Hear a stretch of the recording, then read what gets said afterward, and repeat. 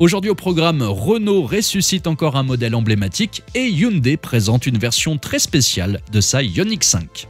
Bienvenue à tous sur la chaîne Octane. Retrouvez une nouvelle vidéo tous les jours résumant l'actu automobile. Alors n'oubliez pas de vous abonner pour ne rien louper. 2024, l'année où Renault a décidé de faire une virée nostalgique comme un vieux rocker qui ressort ses tubes des années 70.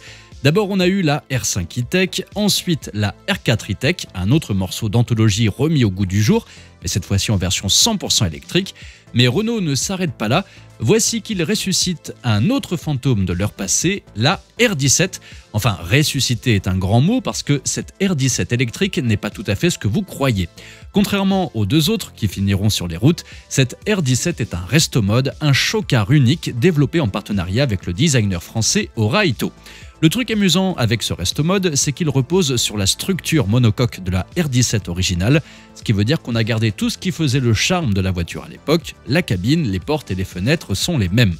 De l'extérieur, il faut admettre que le coup de crayon de l'époque est bien là, surtout quand on regarde cette nouvelle R17 de profil, avec son long capot et sa poupe raccourcie. Mais cette R17 est élargie de 17 cm par rapport à l'original, parce qu'apparemment, plus c'est large, mieux c'est. Et avec ses ailes gonflées et ses roues plus imposantes, cette R17 électrique a un look bien plus spectaculaire que son ancêtre, un peu comme si votre grand-mère avait troqué ses pantoufles pour des talons aiguilles. Les phares, quant à eux, ont été redessinés pour coller à l'aspect néo de cette réinvention. À l'avant, on trouve désormais 4 optiques rectangulaires au bord arrondi, histoire de lui donner un regard bien moderne, tandis qu'à l'arrière, Renault a opté pour la simplicité avec un bandeau lumineux qui traverse toute la largeur de la voiture. À l'intérieur, on est replongé dans les années 70 avec ces fameux sièges pétales d'origine qui sentent bon le disco, un habitacle vintage qui tranche avec l'écran central et les 4 petits écrans géométriques derrière le volant qui, eux, rappellent clairement la planche de bord d'origine. Et parce qu'on est en 2024, bien sûr, cette R17 électrique est équipée d'un moteur zéro émission de 270 chevaux planté à l'arrière. Alors cette Renault 17 électrique va-t-elle finir par être commercialisée? Mystère. Pour l'instant, Renault attend de voir comment le public réagit.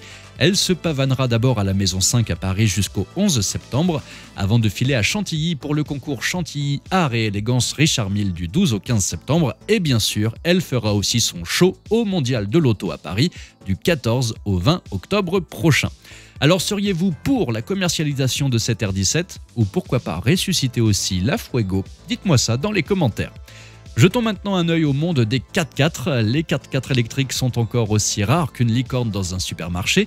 Il faut dire que c'est pas évident de se lancer à l'aventure avec une voiture électrique quand, en cas de panne au milieu de nulle part, le bon vieux jerrycan d'essence ne sert plus à rien.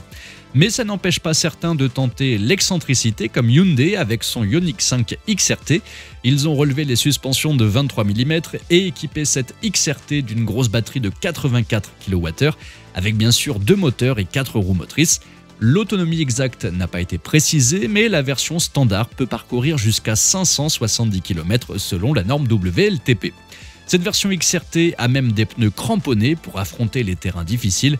Mais attention, malgré son allure de baroudeuse, avec ses 325 chevaux et ses plus de 600 Nm de couple, cette Ioniq 5 XRT n'oublie pas qu'elle est avant tout une voiture familiale. Pour le moment, Hyundai garde le mystère sur le prix et sur une éventuelle arrivée en Europe, car pour l'instant, elle est uniquement réservée aux États-Unis. Alors cette XRT vous fait-elle envie? Dites-moi ça dans les commentaires. Merci à tous d'avoir suivi cette nouvelle vidéo. N'hésitez pas à vous abonner, à activer la cloche des notifications pour être sûr de ne rien louper, liker, partager et vous pouvez également venir nous rejoindre sur notre compte TikTok. Ciao!